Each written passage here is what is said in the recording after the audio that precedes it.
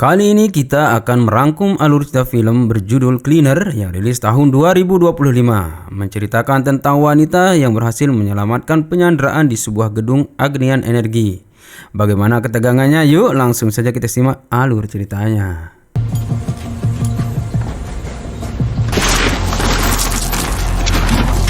Film dibuka dengan memperlihatkan bocah wanita bernama Joanna, kita panggil saja Joy, sedang memanjat di dinding rumahnya karena saat itu dia ingin mencari ketenangan dengan duduk santai sambil mendengarkan musik di jendela rumahnya setelah melihat orang tuanya yang bertengkar.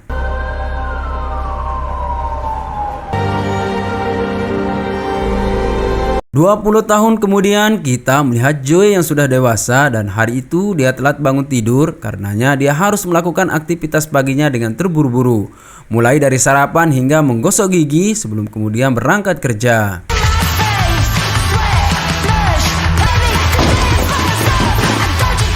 Di tengah ketergesaannya itu, Joy menerima telepon yang mana mengharuskannya agar segera ke tempat kerja saudara lelakinya karena sedang terlibat masalah serius. Dia pun berangkat dengan motor gedenya. Setibanya di tempat kerja saudaranya yang bernama Michael, dia langsung marah setelah mendapatkan penjelasan terkait tuduhan kepada saudaranya itu kalau Michael telah meretas data milik panti jompo tempatnya bekerja saat ini, yang kemudian disebarluaskan ke media, yang mana itu adalah pelanggaran berat termasuk ke dalam pelanggaran kode etik karyawan. Meski sudah berusaha agar tidak terjadi pemecatan, tetapi karena posisi mereka yang bukan siapa-siapa dan tidak punya orang dalam, akhirnya pemecatan Michael pun tak terhindarkan.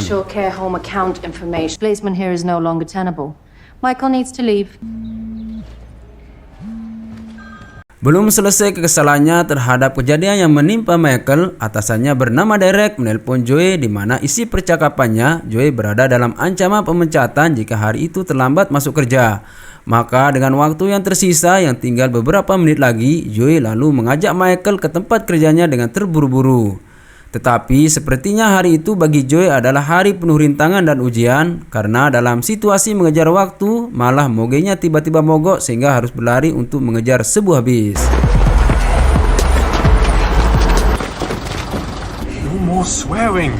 Setelah melewati hal-hal yang tak mengenakkan tadi, akhirnya Joy tiba juga di tempat kerjanya di sebuah perusahaan Agnian Energi sebagai cleaner atau tukang bersih kaca gedung.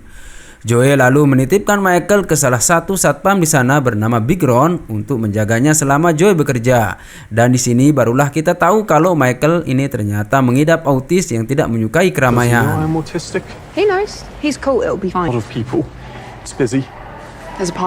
Hari itu suasana gedung Agnian Energi lebih ramai dari biasanya karena sedang ada persiapan acara gala dinner pemegang saham perusahaan nanti malam.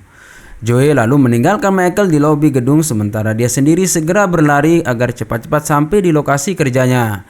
Dan ketika berada di sebuah lift secara tak sengaja berpapasan dengan dua pemilik saham mayoritas perusahaan Agnian Energi bernama Geoffrey dan Gerald. If you paid proper maternity leave, she would be. Akhirnya Joy berhasil sampai 17 detik lebih cepat dari jatah waktu yang diberikan dan langsung menemui Derek yang ternyata bertugas di ruang kontrol. Attitude, Joey. It's no wonder the army kicked you. Dengan segera Joy memasang peralatan kerjanya dan setelah itu bergelantungan untuk membersihkan kaca gedung.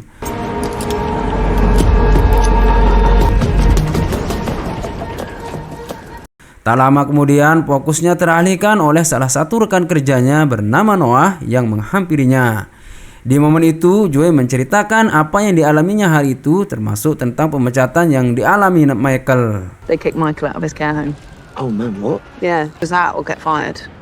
It's cool. He's with Big Ron. Di lobi gedung, Big Ron harus keluar untuk menegur seorang driver yang parkir sembarangan sehingga Michael lepas dari penjagaannya yang kemudian pergi dan masuk ke dalam gedung. Sementara di ruang utama gedung Agnian, Geoffrey dan Gerard sedang menerima wawancara media terkait kesuksesan mereka menjadi pemilik saham mayoritas dan persiapan mereka untuk acara nanti malam, di mana tekad mereka untuk menjadikan Agnian sebagai penyedia energi yang bersih dan berkelanjutan. We are Geoffrey and Gerald Milton, owners and depend on energy, but it has to be provided sustainably. Joey dan Noah yang dari tadi bekerja bareng harus berpisah karena Derek menugaskan Joey untuk membersihkan serangan burung di jendela di bagian 51. Sebelum berpisah, tidak lupa Noah memberikan rasa simpatinya terhadap apa yang dialami Michael hari ini. Derek wants you to clean it. Right, and he just forgot. I hope it's all okay with Michael. Seriously. Sementara di dalam gedung, terlihat kesibukan para karyawan yang sedang mempersiapkan segala hal untuk suksesnya acara gala nanti malam. Merapikan posisi meja, menyediakan makanan hingga meletakkan tabung oksigen di beberapa tempat. Hingga malam tiba, Joey masih terus membersihkan kaca dan tak sengaja berpapasan dengan Michael yang sudah berada di dalam salah satu lorong gedung. Sempat terjadi pertengkaran di mana Joey menyuruh Michael supaya segera kembali ke lobi karena jika tidak dia bisa saja dipecat. Tetapi kalimat itu justru membuat Michael kesal dan pergi dari hadapan Joey dengan marah-marah. Fuck you, Joanna! No! Fuck you! Go on! Dalam kesalnya tersebut, tiba-tiba Derek menghubungi Joey untuk memastikan pembersihan bekas burung tadi. Meski Joey sudah minta belas kasihan karena ada masalah, Derek tidak mau tahu dan bahkan terkesan tidak peduli. Dia tetap mengantarkan Joey ke jendela yang akan dibersihkan menggunakan keranjang gantung. On the override. Di ruang acara, para tamu undangan sudah mulai berdatangan untuk mengikuti rangkaian acara gala sekaligus mendengar pidato pemilik saham perusahaan Agnian Energy. Sementara Joey yang sedang sibuk membersihkan kaca bekas burung, tiba-tiba dengan tak sengaja kakinya terpeleset hingga membuat kuas pembersihnya terjatuh dan mengenai seseorang yang sedang berlari di bawah. Bersamaan itulah sebuah mobil melintas dan parkir tepat di depan gedung Agnian Energy. Dari dalam mobil tersebut lalu keluar beberapa orang menggunakan topeng dengan jubah hitam yang kemudian tanpa halangan masuk ke dalam gedung.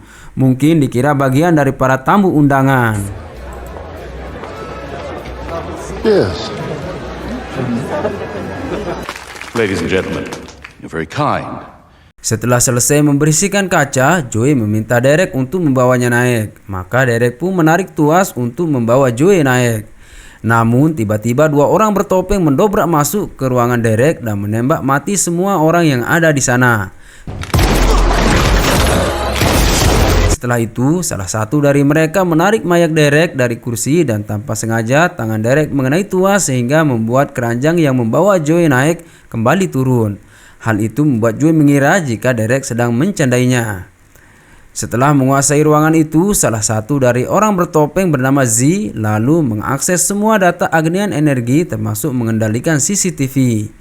Sementara di dalam ruangan acara ketika Geoffrey berpidato di atas panggung untuk menyampaikan visi Agnian Energy di masa depan, salah satu manusia bertopeng itu kemudian muncul dari kerumunan lalu memotong pidato Geoffrey. Setelah itu dia melempar salah satu tabung ke dinding hingga pecah. Tak lama kemudian muncul asap yang ternyata itu adalah sejenis racun. Untuk menghindari keracunan, seluruh manusia bertopeng tersebut dan beberapa anggotanya yang telah menyusup segera memasang alat penangkal di mulutnya. Tidak cukup sampai sana, ternyata mereka juga meletakkan tabung-tabung itu di berbagai sudut yang kemudian dengan menekan satu tombol pengendali, tabung-tabung tersebut langsung aktif mengeluarkan asap, menyebabkan setiap orang yang menghirupnya seketika pingsan di tempat. Dari luar gedung, Joey menyaksikan keanehan tersebut, di mana dia melihat satu keluarga yang tiba-tiba pingsan. Sementara Michael terus berlarian dengan berusaha mencari tempat yang aman dari asap yang beracun.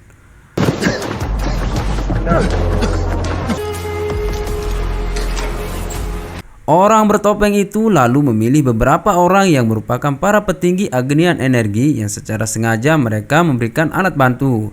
Setelah itu, para petinggi tersebut diikat dan didudukkan berderet rapi. Kemudian, pemimpin manusia bertopeng tersebut memperkenalkan gerakan mereka ini di hadapan para petinggi Agnian Energy yang sudah berada di bawah kendali mereka, di mana menamai kelompok mereka sebagai Earth Revolution atau Revolusi Bumi. We are Earth Revolution, and our takeover tonight. Gedung Agnian sekarang secara penuh telah dalam kendali kelompok manusia bertopeng, di mana seluruh lift dan pintu telah dikunci. Semua panggilan dan komunikasi apapun terganggu, begitu juga alarm bahaya tidak dapat dinyalakan. Satu persatu para pemimpin Agnian Energy itu mereka data. Ternyata ada satu orang yang nggak ada di sana, yaitu Gerard. Maka salah satu dari manusia bertopeng memaksa Geoffrey untuk membocorkan keberadaannya dengan mematahkan ibu jari Geoffrey, yang kemudian memberitahukan jika Geralt sedang berada di apartemen 527. Free? Where's Gerald? Joey yang dari tadi berusaha untuk naik ke puncak gedung dengan cara memanjat tali keranjang gantung yang saat itu sedang melewati apartemen 527 melihat Geralt telah pingsan di atas kasur bersama seorang wanita. Tak lama kemudian salah satu dari manusia bertopeng masuk ke kamar tersebut dan memasangkan Geralt alat penangkal ke mulutnya, lalu kemudian mendorong Geralt ke dekat jendela tepat di mana Joey sedang bergelantungan. Geralt melihat keberadaan Joey di luar sana, bahkan berusaha membocorkannya dengan mengatakan pembersih jendela. Tetapi manusia bertopeng tersebut rupanya salah mengartikan ucapan Geralt. Dia mengira bahwa ucapan tersebut untuk dirinya, sehingga dengan nada kesal membuka topengnya yang ternyata dia adalah Noah, teman yang menemani Joey membersihkan jendela di awal film. Joey pun langsung kaget melihat sahabatnya itu. Noah kemudian membawa Geralt dengan meja dorong.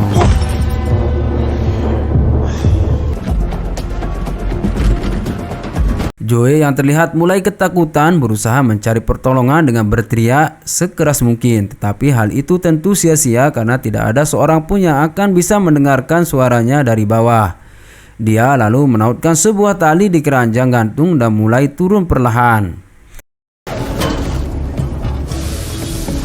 Sementara itu, Noah telah bergabung kembali bersama kelompoknya sambil meletakkan Geralt berkumpul bersama para petinggi Agnian Energi. Setelah itu, pemimpin manusia bertopeng membuka topengnya kemudian memperkenalkan diri dengan nama Marcus Blake. Marcus Blake. Joey yang kebetulan melewati gedung di mana para petinggi Agnian Energi itu diikat dapat melihat apa yang terjadi di dalam gedung. Sedangkan Marcus mulai memperjelas motivasi dari aksi mereka ini. Geoffrey yang mengira jika sesungguhnya mereka mengincar uang akhirnya harus kena hantam dari Noah. Oh, I love this. Mereka kemudian memutar sebuah video untuk menunjukkan sebuah fakta terhadap apa yang sesungguhnya dilakukan Agnian Energi, di mana ada sebuah tempat bernama Laguna Taracoa. Di tempat itulah Agnian Energi ternyata membuang miliaran limbah galon yang tentunya membuat alam menjadi rusak. Selain itu, Marcus juga memperkenalkan seorang wanita bernama Elena Lanza yang pernah berusaha mengungkapkan kebusukan Agnian Energi dalam sebuah persidangan. Tetapi dia ditemukan mati karena dibunuh sebelum persidangan terjadi. Fakta-fakta tersebut tidak pernah terungkap karena selama ini Agnian Energi mampu mengendalikan parlemen, pers, dan sosial media sehingga dengan gampang menciptakan An disinformasi. entire ecosystem completely destroy, deny, keep the disinformation pumping just so long as Karena selama ini mereka tidak tersentuh, sehingga Marcus memaksa mereka untuk bertanggung jawab dengan mengakui perbuatannya di depan kamera, yang mana videonya itu nantinya akan dipiralkan. Siapa saja yang mematuhi, Marcus beri jaminan akan dibebaskan. Geoffrey yang berusaha bernegosiasi lagi-lagi akhirnya harus merasakan kembali kesakitan di mana Noah memasukkan botol ke dalam mulutnya hingga mati konyol. Suasana pun semakin tegang dan menakutkan, yang mana kemudian membuat Joey memilih naik lagi ke keranjang gantungnya. Joey yang dari tadi mencari cara untuk mendapatkan pertolongan kemudian berinisiatif menulis SOS di kaca jendela menggunakan bahan mudah terbakar yang selama ini tersimpan di keranjang gantungnya. Setelah itu dia pun membakarnya. Cara tersebut berhasil mengambil perhatian orang-orang yang sedang berada di bawah gedung, bahkan hingga pihak keamanan yang kemudian direspon oleh polisi setempat. Police inbound rapid response. how? Namun percakapan radio polisi diketahui oleh Z yang dari tadi mengendalikan ruang kontrol, yang kemudian melaporkannya kepada Marcus tentang adanya sinyal SOS di luar gedung. Marcus pun lalu menyuruh Noah untuk mencarinya. Sementara kepada polisi mereka akan memperingatkan bahwa mereka sedang melakukan penyanderaan terhadap beberapa orang. Geralt melihat ada kesempatan untuk kabur, maka dia segera berlari. Namun Marcus tidak ingin membiarkannya lolos begitu saja sehingga berusaha mengejarnya. Di tempat yang lain, Noah akhirnya menemukan posisi Joey dan kemudian menyuruh Z untuk menurunkan keranjang gantung tempat Joey selama ini berada. Markus juga berhasil mendapatkan Gerard di sebuah kamar gedung dan karena berusaha melawan, Markus berniat menembak Gerard. Tetapi rupanya Gerard masih bisa melawan yang kemudian mendorong senjata di tangan Markus sehingga tembakannya meleset menembus kaca jendela.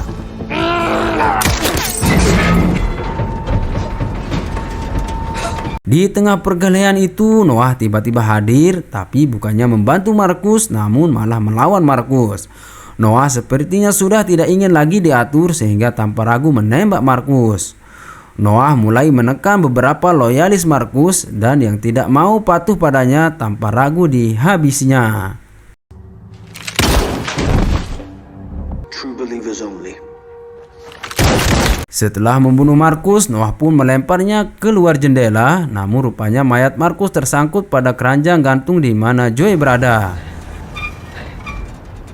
Sementara itu, polisi juga mulai bergerak menuju gedung Agnia Energi menggunakan mobil polisi dan juga helikopter.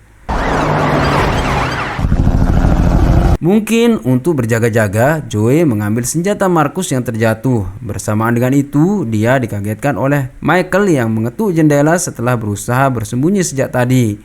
Namun rupanya pertemuan mereka tidaklah berlangsung lama karena mereka mendengar kedatangan Noah. Tetapi untungnya sebelum Noah tiba, Michael segera bersembunyi di sebuah ruangan dekat sana.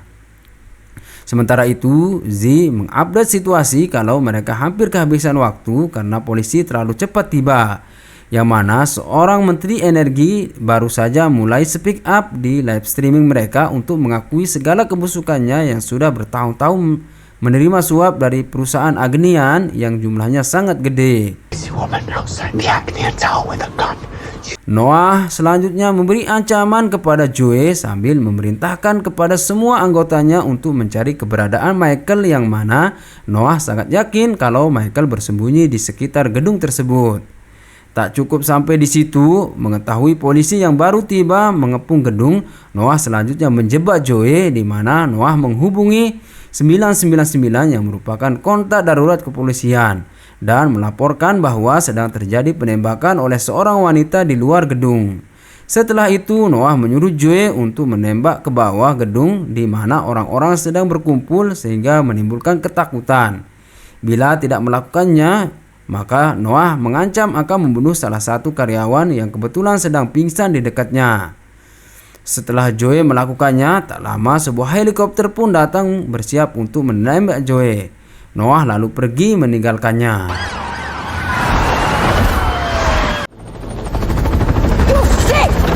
Kejadian penyanderaan itu akhirnya terekspos oleh media yang mana Joey dikira sebagai pelaku utamanya untuk sementara waktu.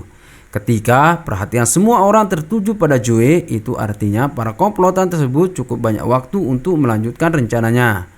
Dan untuk melengkapi jebakan itu, Noah selanjutnya menyuruh Z untuk mentransfer sebagian dana milik CEO Agnian ke akun Joey sebanyak 33 juta dolar. Di bawah gedung, seorang polisi lapangan melaporkan kepada atasannya yang sekaligus adalah pimpinan operasi ini bernama Claire Hume, kalau dia belum mendapatkan kabar terkait para sandera kecuali data Joey yang terduga sebagai pelaku penembakan yang ternyata diketahui sebagai mantan tentara, tapi memiliki riwayat kehidupan yang bermasalah semasa kecil, juga sempat terlibat narkoba. Sorry, Gov. No, you could be right, let's say. Tak lama, polisi bernama Royce datang untuk meminta persetujuan kepada Hume untuk segera melakukan penembakan. Tetapi karena Hume merasa belum mempunyai cukup data sehingga penembakan yang diminta ditunda dulu hingga beberapa saat. Para polisi itu juga dapat melacak uang yang baru saja masuk ke rekening Joey persis seperti perintah Noah. I've got the shot. $3 million just landed in Joanna Locke's account from the middle. Joey yang masih berusaha untuk mengungkapkan kebenaran memiliki ide brilian dengan cara mengambil ponsel yang terselip di saku celana Markus. Namun bersamaan dengan itu, keranjang gantung itu tiba-tiba tidak stabil hingga membuat mayat Markus terjatuh. Tetapi untungnya Joey masih dapat selamat karena beberapa tali pengaman yang masih terpasang di badannya. Dengan menggunakan ponsel yang diambil itu, Joey lalu menghubungi 999 sehingga dapat berbicara langsung dengan Hume yang saat itu menyaksikan mayat Markus sedang dievakuasi dari trotoar. Joe kemudian meminta Hume untuk tidak melakukan penembakan. Hume pun memastikan tidak akan ada tembakan, bahkan berjanji akan menurunkan Joe secepat mungkin. Dan di tengah pembicaraan itu, Joe sekalian meminta pertolongan kepada Hume untuk menyelamatkan saudaranya yang saat ini sedang terjebak di dalam gedung. Sementara Noah beserta anak buahnya terus menyiarkan pengakuan dosa para petinggi Agnian Energi satu persatu. Bersamaan itu, polisi juga akhirnya menemukan titik terang dengan keberhasilannya mencocokkan data Noah dengan seseorang bernama Lucas Pander yang merupakan anggota Seven Harvest, sebuah kelompok anti-humanis, yang mana inti pemikiran kelompok ini adalah melihat manusia sebagai bencana bagi dunia. Manusia adalah virus dunia, sehingga untuk mengendalikannya harus dengan cara radikal. Karena sulit sekali menemukan orang-orang yang sepemikiran dengannya, akhirnya Noah masuk menjadi bagian dari kelompok yang bernama Revolusi Bumi di bawah pimpinan Marcus Black yang telah mati itu. Kelompok Revolusi Bumi ini merupakan sebuah kelompok peduli lingkungan namun ekstrim dan radikal. Gerakannya sangat terorganisir serta memiliki sumber daya yang memadai. Dan selama ini terus menyuarakan fakta yang terjadi di Laguna Taracoa. Dari fakta yang ditemukan tersebut, Hume menarik sebuah kesimpulan jika Marcus hanya seseorang yang ekstrim, bukanlah pembunuh. Mentalist and radical eco-activist Marcus Blake. Hingga sejauh ini, rencana Noah berjalan tanpa kendala, melive streamingkan pengakuan dosa para petinggi Agnian Energi. Dan agar semuanya berjalan tanpa hambatan, Noah telah memasang bom ke setiap orang yang ada di ruangan tersebut, di mana pengendalinya ada di pergelangan tangannya yang dapat meledak sesaat setelah dirinya tak bernyawa. Sehingga para polisi berpikir 1000 kali jika ingin membunuhnya. Yes. Tak lama, telepon dari Hume diterima oleh Noah. Mereka lalu berdebat tentang keberadaan manusia. Sampai akhirnya Noah mengancam akan meledakkan setiap orang yang ada di sana. Dan di momen itu, tanpa sepengetahuan Hume, 5 orang anggota SWAT dengan persenjataan lengkap sedang bergerak untuk masuk ke dalam gedung. Tetapi Noah yang telah mengendalikan seluruh CCTV gedung melihat pergerakan tersebut dari layar handphonenya. Maka dengan segera Hume menyuruh untuk mundur, namun jatah waktu yang diberikan Noah yang hanya 5 detik tidak cukup sehingga sebuah mobil pun diledakkan yang kemudian mengakibatkan 5 anggota SWAT tadi terpental. Tindakan ceroboh anggotanya tersebut membuat Hume naik pitam sehingga menegaskan tidak ada yang boleh melakukan apapun tanpa sepengetahuannya. Don't you ever go behind my back again! Kabar kematian 5 anggota SWAT itu pun langsung terekspos media, menunjukkan betapa bahayanya situasi saat ini. Melihat ledakan tersebut, Joe lalu menghubungi Hume untuk memberitahukan kalau dia bisa sedikit membantu yang sekarang terus berusaha untuk masuk ke dalam gedung, tapi hingga saat ini belum juga berhasil. Hume lalu memberitahu Joe jika Noah telah mencuri beberapa file Agnian agar bisa mendapatkan pengakuan dan kemungkinan akan disiarkan lewat ruang kontrol. Pada intinya, Joe harus menggagalkan penyiaran tersebut. Tidak lama setelah itu, sebuah bom dikirim ke tempat Joe, namun dengan kelincahannya, Joe berhasil menghindar bergerak menuju sisi gedung yang aman. Bom tersebut kemudian meledak hingga memecahkan jendela serta membakar keranjang gantung.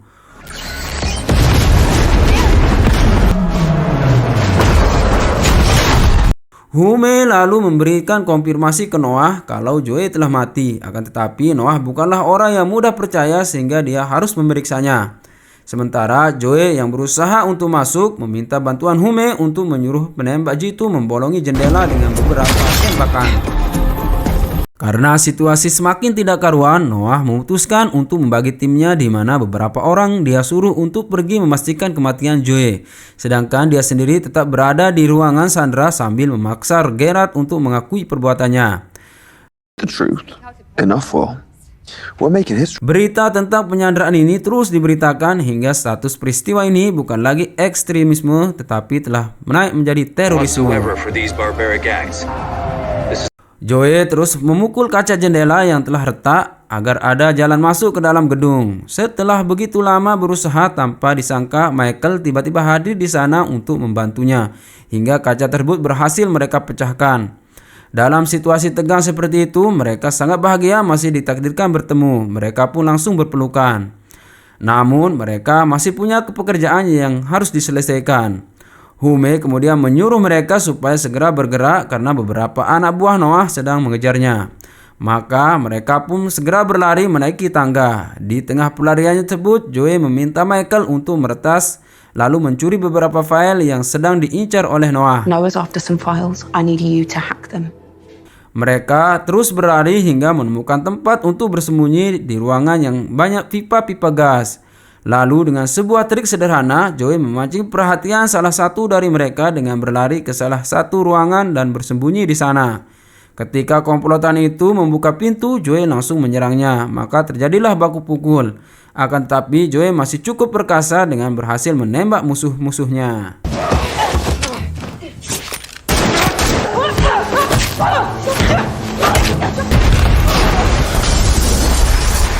Z yang dari awal mengendalikan ruang kontrol mulai sadar dengan tujuan Noah yang mana akan membunuh semua manusia karena menganggap manusia adalah wabah. Maka dia memutuskan berhenti mengikuti Noah kemudian berusaha lari keluar dari ruangan tersebut. Namun anak buah setia Noah langsung menembaknya dari belakang.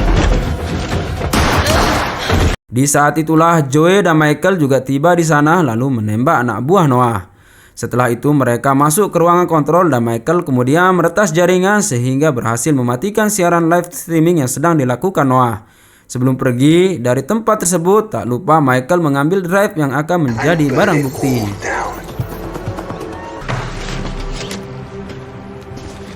Meski sudah dilarang Hume, namun Joey bersikeras untuk menyelesaikan semuanya dengan tuntas. Maka dia meminta Hume untuk menjaga saudaranya, sementara Joey sendirian akan menghadapi Noah dan menyelamatkan semua sandera. Setelah mengantar Michael ke dalam lift, Joey segera melanjutkan misinya. Sementara itu, Noah juga telah selesai memasang bom di tubuh para sandera termasuk tubuh Gerard. Kemudian bergerak menuju di mana Joey berada. You said you'd let us go! I said we do.